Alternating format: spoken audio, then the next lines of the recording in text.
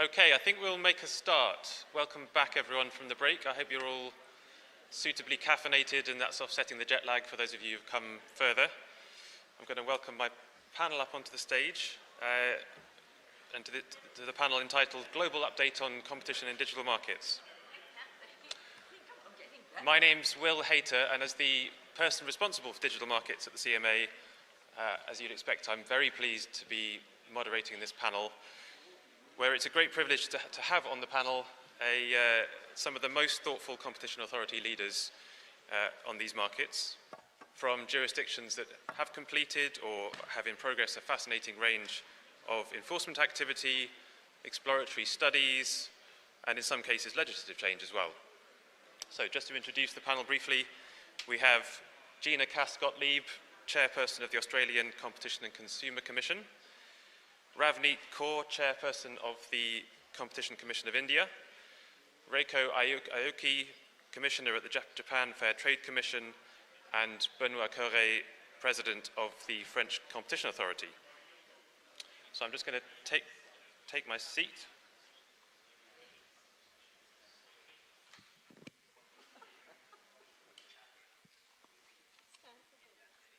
So over the next 45 minutes or so, I'm going to give each of the panel members an opportunity to provide updates on digital competition activity in their jurisdiction, and then we'll have a bit of a discussion at the end on some of the key cross-cutting themes.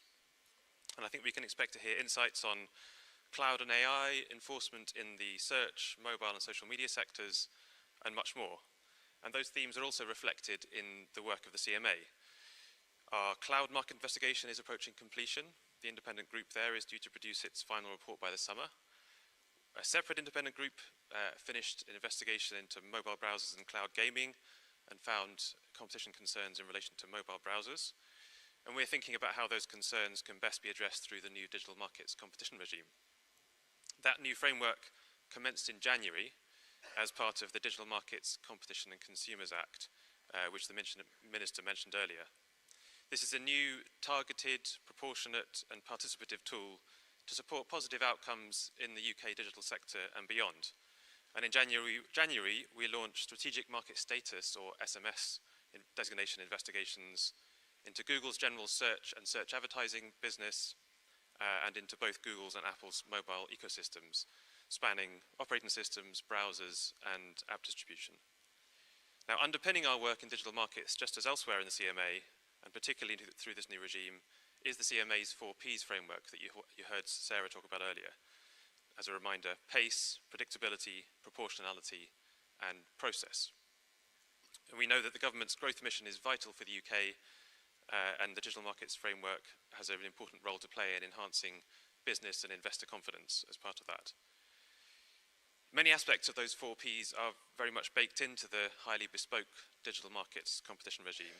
It was already designed to spur growth, but we're now going even further, aiming for an efficient process focused on positive outcomes for UK businesses and consumers and avoiding unnecessary burdens on businesses, deeper collaboration with stakeholders to inform our priority areas of work, and more transparency about the work we are doing and why.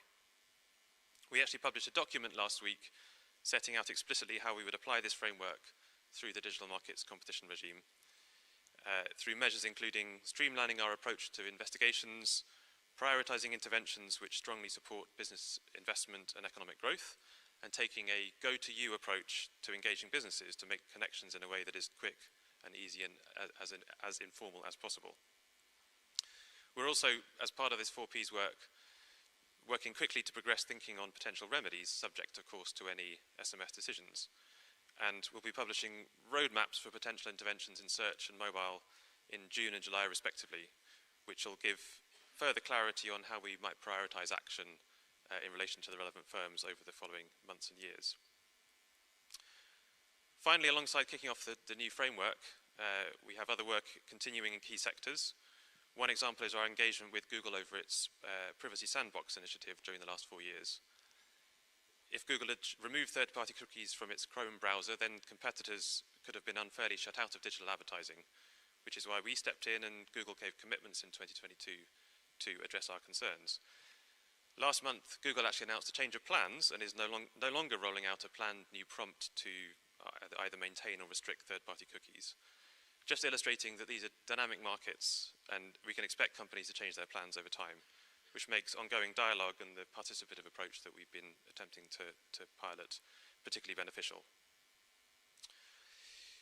Briefly, finally, to support our work in the digital competition space, we are also continuing to work closely with other digital authorities in the UK through the Digital Regulation Cooperation Forum, currently chaired by our CEO, Sarah. Through the DRCF, we collaborate and innovate to support the UK government in delivering its policy objectives, thinking about productivity and economic growth across our work. And I think particularly in these markets, we'd recognise the real importance of learning from one another across international boundaries. Of course, the details will vary between national markets, and we all have to act based on the specifics of our individual markets. But many of the structural features, and indeed some of the conduct, can be similar across borders. So discussions like this have a particularly important part to play in supporting that process of learning from one another. So with that in mind, I'm going to pass to each of the panelists in turn.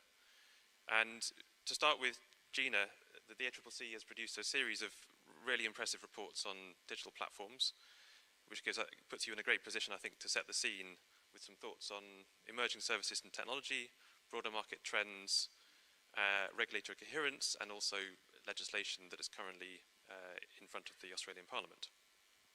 Thank you very much, Will, and thank you to the CMA for extending the invitation to me to participate. It's a real pleasure to be here with my panellist colleagues to participate in this discussion. As Will has noted, I'm going to look at our agency's views at the really significant importance of continued monitoring and also the potential for regulatory reform to promote competition in digital markets to advantage businesses both within Australia and globally, and also the consumer interests. And we see really significant importance in the value of regulatory cooperation. One of the reasons for this, as Will indeed noted, is how dynamic and rapid change that occurs in digital services and technologies. Perhaps one outstanding example is the rapid growth of generative AI. I had the pleasure of participating in part of the ICN Technologists Forum yesterday, looking at the significance also of the capacity of AI to assist agencies, in fact, in enhancing and accelerating our work.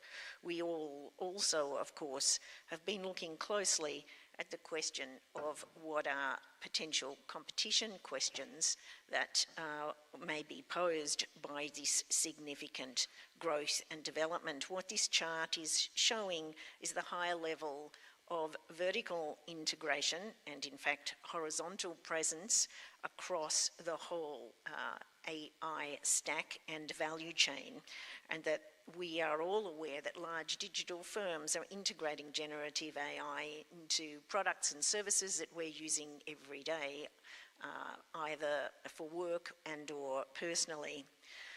What you can see in the chart is that Google, Microsoft and Amazon are integrated at 5 levels of the AI stack, from infrastructure, so looking at the AI accelerated chips and cloud services, for example.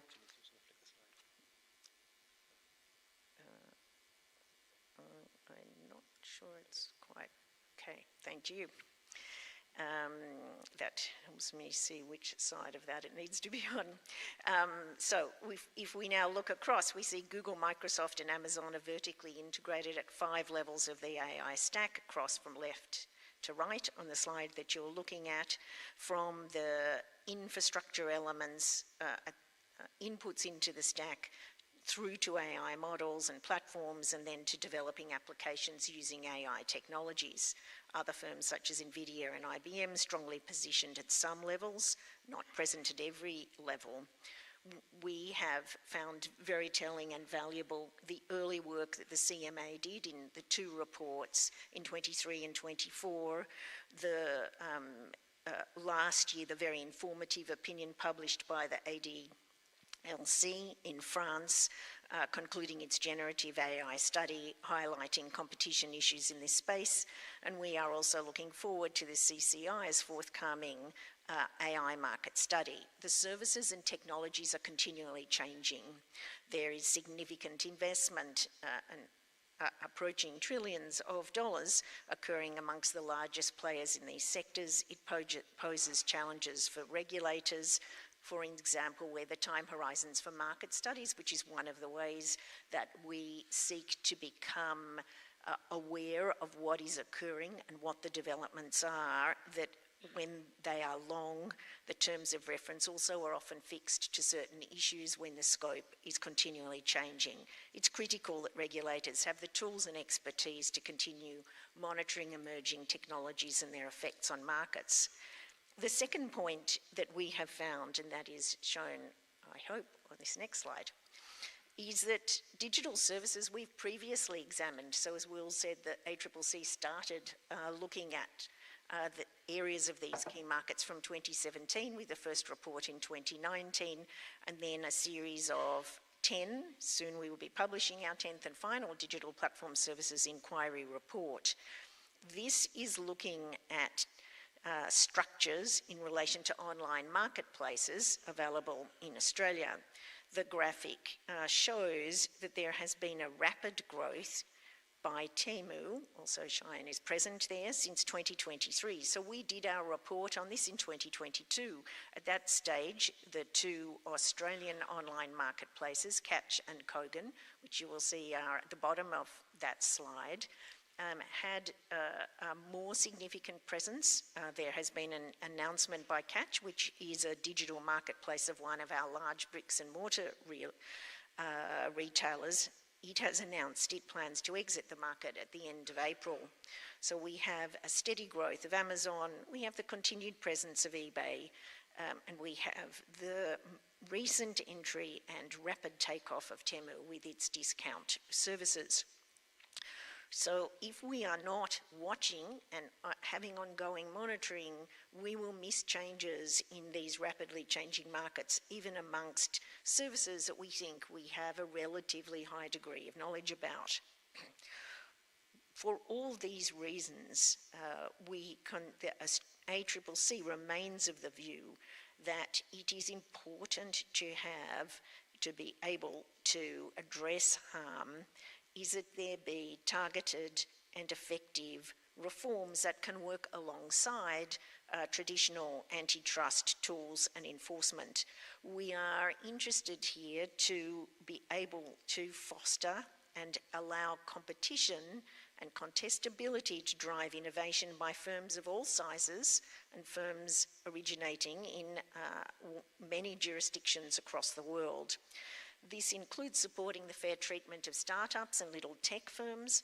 Often both depend on and compete with major digital platforms and can disrupt and really change and offer more choice for consumers and for businesses that are using these services. We also want to thereby encourage the competitive constraint that really drives innovation and the threat of entry and expansion that provides the incentives for such innovation by large existing incumbent firms. This chart is one that I hope you can see both axes. It is a charting that we have done of the increase in consumers choosing to download third-party browsers in Europe over a period when there has been greater requirement for there to be mechanisms such as browser choice screens that make consumers aware of options other than the default. What you can see here is increased downloads of not only Google Chrome on iOS devices, where Safari is the default, but also Microsoft Edge, as well as smaller competitors such as Firefox, Brave, and DuckDuckGo. We are using this as an example of showing where a requirement for choice, as distinct from mandating particular outcomes, can enable greater choice, greater provision of competition and the developments that can flow from that. Will did refer to the status of regulatory reform in Australia. We have only this past Saturday had an election. It has produced a return of the preceding government, but we are not yet aware of the priorities it will take forward, and it will be its decision as to whether to introduce legislation in a form of digital competition reform. In 2022, the ACCC did recommend that there be such a reform and recommended it in a report to government. It was heavily informed by a range of work in jurisdictions across the world. It is clear that not only have jurisdictions across the world been working on the question of such digital competition reform in conjunction with antitrust, but also that many jurisdictions, including those thinking about reform and having made those legislative reforms, are engaging in significant antitrust enforcement.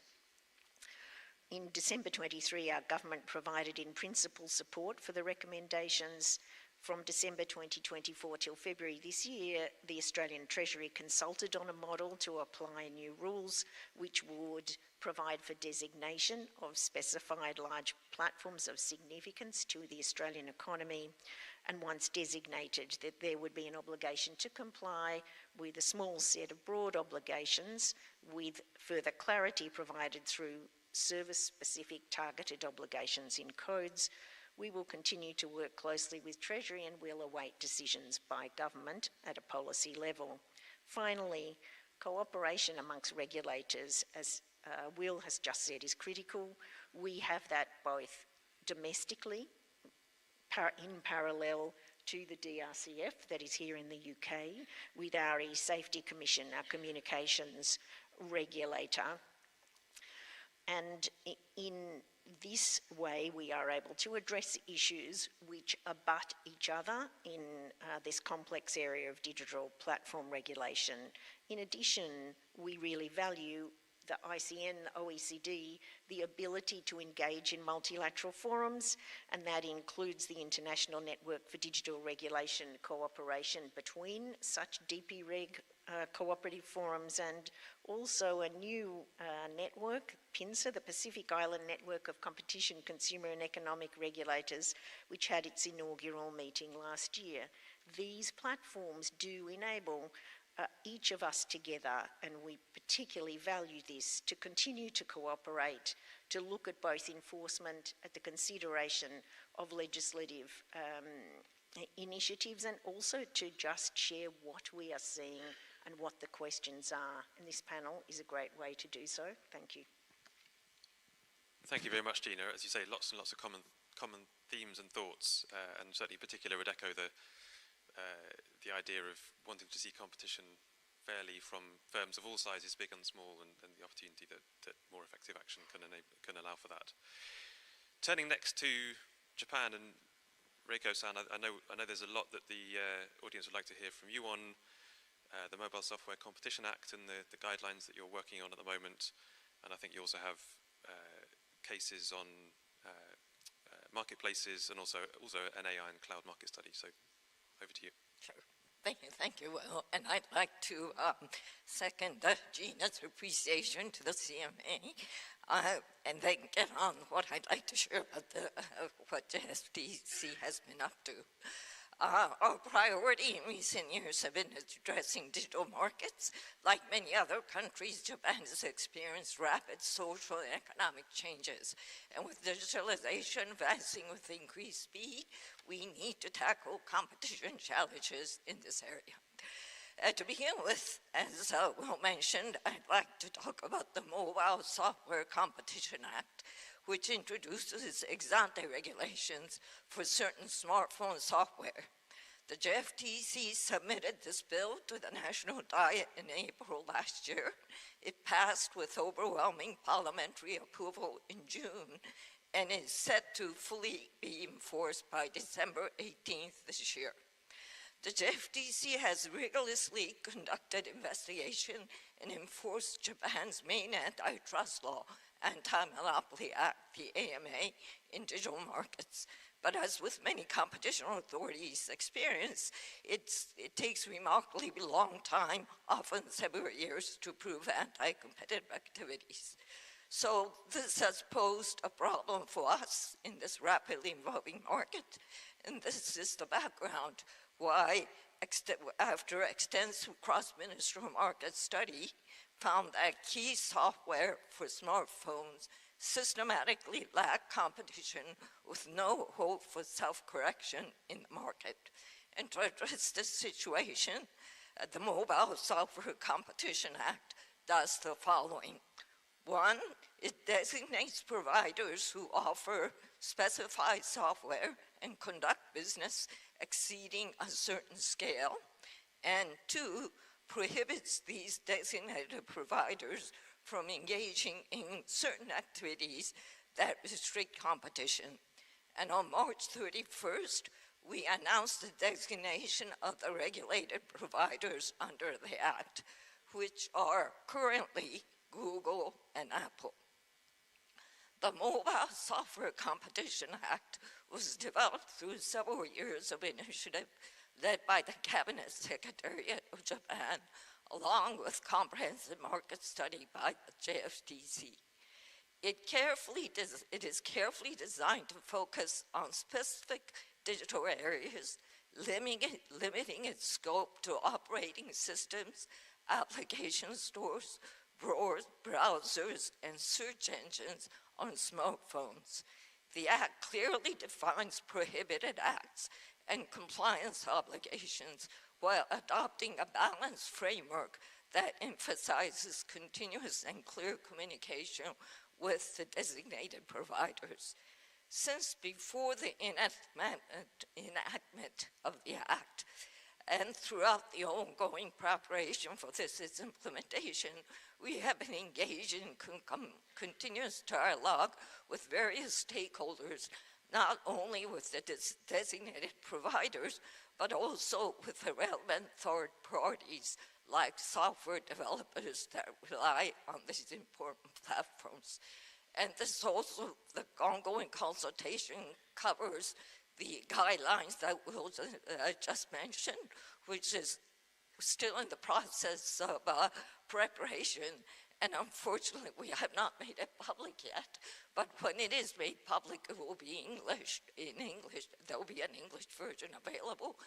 Before we make it official, we'll be soliciting feedback from the public as well as the stakeholders. So I hope you'll definitely take a look when it happens. And as I'd like to move on to the enforcement in digital markets, we have recently been engaged in 2 investigations on Google. For the first case, which we just completed the investigation this April, and this is our first case in which JFTC issued cease and desist order against big tech.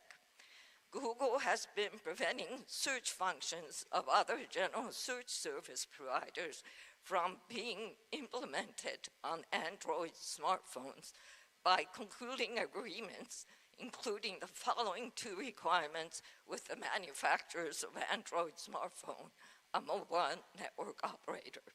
1, requiring pre-installation and prime placement of Google Search and Chrome in conjunction with Google Play, and 2, requiring to exclude rival search service as condition for sharing advertising revenue.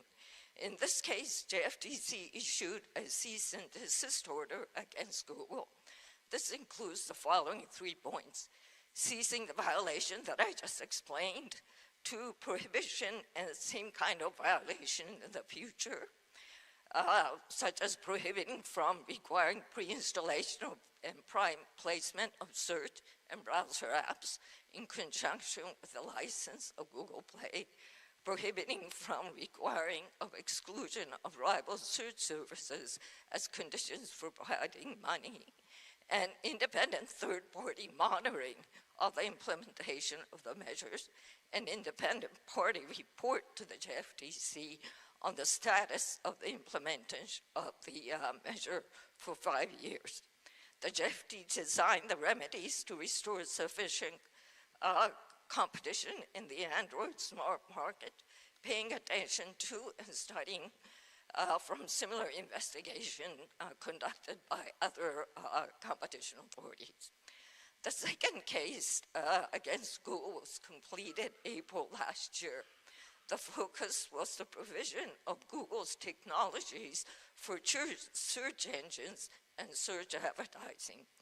Google once reached an agreement to provide Yahoo, a popular portal site operator in Japan, with the search technologies. And they do have some significant share in the Japanese market. However, Google amended the contract and restricted the use of the technology necessary for providing mobile-related search engines and search advertising. This made it difficult for Yahoo to continue to do business. In this case, the JFTC approved the commitment plan submitted by Google, and this includes seizing the conduct, and it was expected to help to swiftly recover the competition in the relevant markets. As for the ongoing case initiated last November regarding Amazon's marketplace, the JFTC is actively utilizing opinions and information from market participants. This is with regard to Amazon requiring firms to charge a competitive price and also to use their fulfillment by Amazon service in order to have an advantageous placement on their search page, on their page.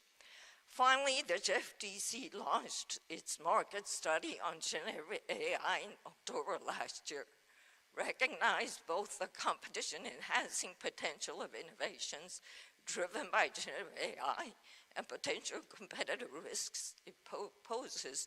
The JFTC aims to stay abreast of the rapidly evolving market by conducting timely and comprehensive assessments. Thank you. Thank you very much. And again, lots of common ground between your Mobile Software Competition Act and the investigations that we're doing on search and mobile, for instance. Continuing wending our way around the globe, going to India next, Chairperson Kaur, some common themes again, I think, with your AI market study, although possibly at a slightly earlier stage. It'd be great to hear about that. Also, what the Indian Parliament is thinking about in terms of legislative reform, and anything you might like to add on enforcement as well. Okay. Thank you, Will, and thank you to CMA for giving me this opportunity to share updates about what's happening on digital markets in India. Of course, you mentioned about the digital competition bill, so I'll come to that first, and maybe then I'll cover a few of the other developments. On the digital competition bill, there was a draft which was prepared last year, and it was put out for public consultation. After that, now the government is looking at the stakeholder comments which have come in. So the basic architecture of that bill was looking at designating and big tech companies as systemically significant digital enterprises.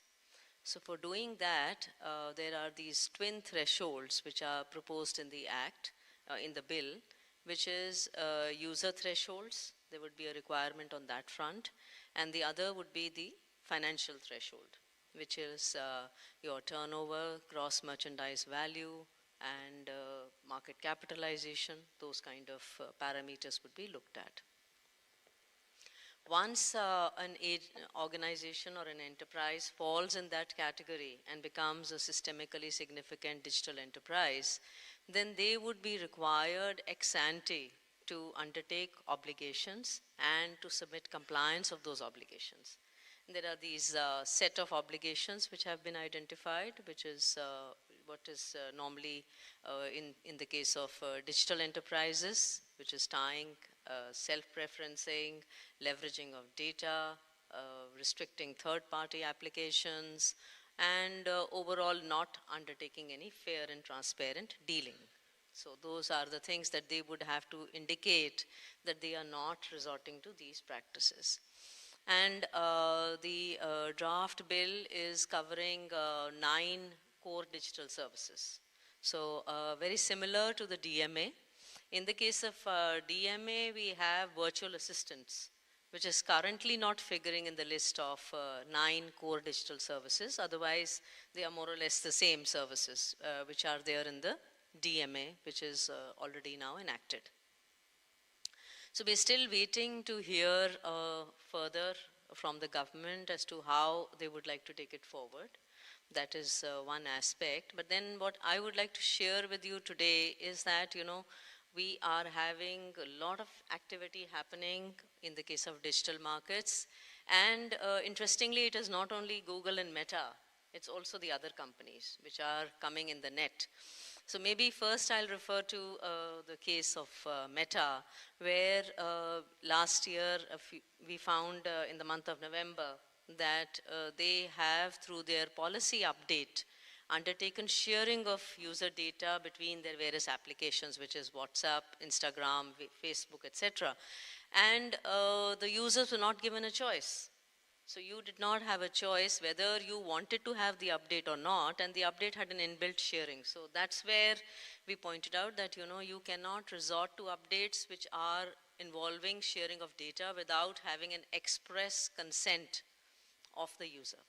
So it cannot be built in like that, but in case you want to take the update, and that's how you'll have the access to the WhatsApp, otherwise you lose access to the service. So that is where we found that, the Meta had been doing anti-competitive conduct, and that cease and desist orders were passed. Now, when we were in the commission structuring this final order, we had a very important challenge which we were looking at. That is that in India, we have a Personal Digital Data Protection Act, which has already been enacted. Of course, we don't have the machinery for it to have been enforced now. There is still a data protection board which is to be set up. But then really the issue of consent is something which is part and parcel of that act. And how do we look at something which is involving sharing of data, but from a competition perspective? So that was something which we had to do a lot of work on, that as to how do we bring it, because abuse of dominance will involve sharing of data and leveraging of data, but then the consent issue is already looked at in another act. So that was one thing which we were to look at that time. The other is that we had an order on Google which was on their ecosystem and on their billing system. So there were these two orders. Now the second order, which was with regard to the Google billing system, making it mandatory and not giving a choice of third-party payment processors being used by the users of Google services. That was an order which had been passed by the Commission, and it was a good development for us. Last month, the appellate tribunal looked at it, and it has upheld most of our directions. So whatever we had indicated that Google cannot resort to these restrictions, a large part of those directions have been upheld. So that was another interesting development. But now what is happening is that, we have to understand in the case of India, it's a very big digital market. We are having 900 million users of internet. So there is a lot of other companies which are Indian companies now. And we are now seeing cases coming up, and I have cases before us which are looking at not only online search engines, but they're also looking at online food ordering, online hotel bookings, online advertising services, social media, and e-commerce. So people are coming back to the Commission and saying that, the allegations are of self-preferencing, tying, leveraging, exclusive agreements, parity arrangements, unfair terms being imposed by various other companies which are not necessarily the big tech as we hear about them. And interestingly, there is one other matter which has come before the Commission, which is with regard to quick commerce. We have this service which says we'll deliver anything you ask for in 10 minutes. And they are the ones about whom we are now being asked to look at their conduct in terms of, whether they are also misusing their access to data, and how does that work. So people are asking us that, they are resorting to predatory pricing, they are using data, and they're getting an advantage over these brick and mortar stores. So the brick and mortar stores are losing business, and this was something which was very big during we had these allegations come in at the time of Diwali, which is our annual big festival, like Christmas. We have this festival of lights in the month of October, November every year. So that was a time when a lot of purchasing happens. And there was these facilities which were being used. And now we're being asked to look at how they are using AI and data, their algorithms, and they are taking an advantage over the other stores who are losing business, and is it anti-competitive? So that is another area which has come up before the Commission now. So it's like for us, the digital markets is becoming a big thing, and as these big startups are turning into unicorns, there are also allegations coming with regard to their conduct. Thank you. I mean, really amazing range of companies, markets, issues that you've just given us a cant around. So thank you for that. And it may indeed be that, last but not least, Benoît has maybe a couple of points you might even pick up from there, I think. Because I know that a particularly interesting case that you've been working on is the one in relation to Apple's app tracking transparency and competition data protection issues. So maybe you could take the floor. Sure. Thank you, Will, and let me also congratulate CMA colleagues for the excellent organization and for bringing the sun to Edinburgh. So I guess it's raining over England, which is okay. I'm glad to come last in a way, because listening to my colleagues, makes me really realize how much common ground we have, and I relate to a lot of what has been said already. If I were to identify two common themes and maybe even two common challenges that we have, I would say in terms of digital enforcement, I would say our first challenge is to keep up with technology, and the second challenge is to keep up with regulation. And these are two challenges. If you think of technology, one obvious challenge that we have, and that came in the discussion already, is of course related to AI. Not only, first, the way the AI value chain, the AI stack itself is now evolving, and there are lots of questions about, can we have smaller models which maybe could use data in a more parsimonious way, in a more efficient way, and maybe also could use GPUs in a more efficient way, the premises on which a lot of the antitrust thinking has been built, which is that there will be a race for size, a race for data, a race for GPUs, a race for talent. Is that going to last, or are we going to see some kind of a bifurcation in the market with smaller models that can be maybe more parsimonious and more efficient? I don't know. I don't have the answer, but that's something that we should follow very closely, and that may change the way we're thinking about competition in the AI space. One other example is, of course, the way AI is now pervading all digital services, and that has been already in the discussion. We had last year another in a series of decisions against Google on publishers' rights, an issue Gina knows very well, and more specifically the way related rights are being enforced on the search engine. And we fined Google 250 million euros for not complying with their commitments. One issue was about the way Bard had been trained, and whether press publishers had first were informed about their protected content being used to train Bard, and whether they could exert their opt-out right under EU copyright law. And that's entirely new for us, so it's already coming into our cases.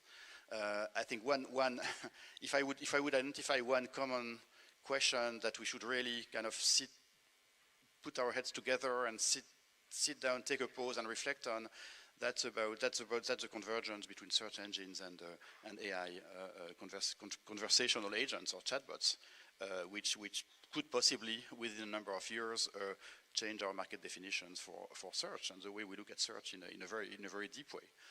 So that's urgent in a way. So technological change is very important. And second, regulation.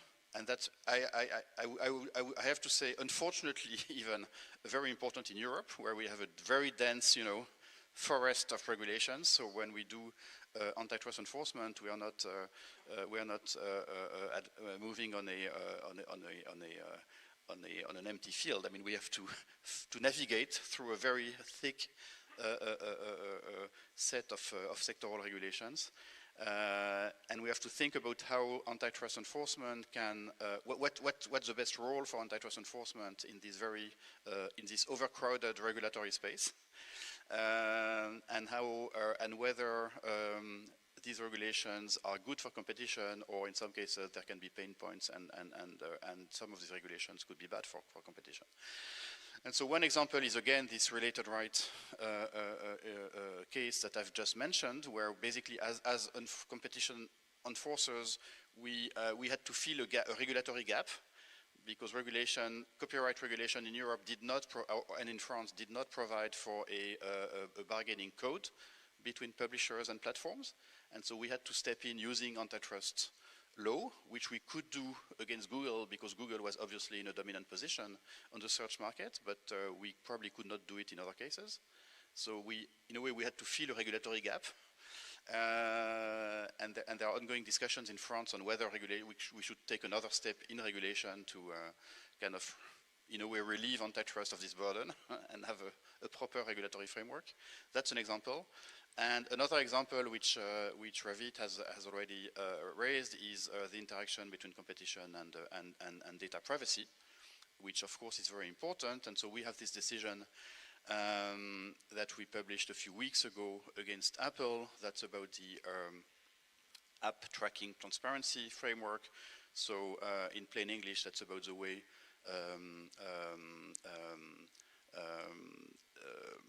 the consent is being asked on the App Store to share data with third-party apps. And we found that the way Apple had implemented consent was neither necessary nor proportionate with GDPR requirements. And we based our decision, we used opinions by our data protection authority to inform our antitrust decision. So that's an example of close coordination with the data privacy authority. And in a way, the message here, again in plain English, is so we find Apple 150 million euros for abuse of dominance, but in plain English, the message is, well, privacy by design can be great, but unless the design is anti-competitive, and we found that particular design to be anti-competitive. So privacy is a good thing. There cannot be too much of a good thing. More privacy is always good, but up to the point where it becomes anti-competitive, and then we have to step in as competition authorities, which we did in full cooperation and working very well with the French privacy authority. And that doesn't happen in one day. So of course we have the Court of Justice, Meta-Kartellamt decision, and we have a duty of loyal cooperation with data privacy authorities. That's great, but you don't create that kind of cooperation in one day. And so we were on a journey together with the Data Protection Authority. We had another step last year when we commented on their draft recommendation for app stores, and the message was the same. The message was, of course, privacy is great, but if you let privacy frameworks being decided by dominant platforms, you may not like the result.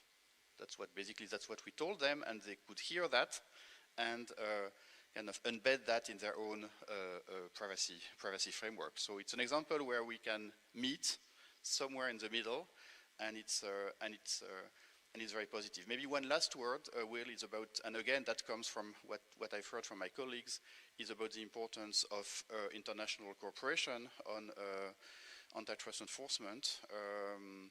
We have similar issues, cases against similar, a limited number of global players. Some of these issues are so difficult to grasp that we really need to get together and put all our intellectual forces, all our brains together. Now taking my hat as OECD Competition Committee Chair, that's certainly something we intend to support at the OECD. In the next OECD Competition Committee meeting in June, we'll have a discussion on competition in cloud services. We'll have another discussion on competition in mobile payments, including the role of big tech in mobile payments. We'll have a discussion on AI infrastructures. So I very strongly believe that the OECD can play a useful role together with other fora, such as the ICN, obviously, and also, as mentioned by Gina, PINCER, which is a fantastic group of competition authorities active in the Pacific region, including the Autorité de la Concurrence, because we are active in the Pacific region as well. So we're very happy to be part of this conversation in the Pacific. Thank you, Benoît, and certainly agree with all of the last points you made there on international cooperation. Now, there were lots of fascinating themes that came out there. I could ask endless questions about search and AI, about competition data protection, about the challenges in getting the frameworks right and helping make sure they work in a targeted way. But the big red clock in front of me with a negative sign in front of it tells me I really shouldn't. And you'll have to do all the follow-ups in breaks and in subsequent meetings.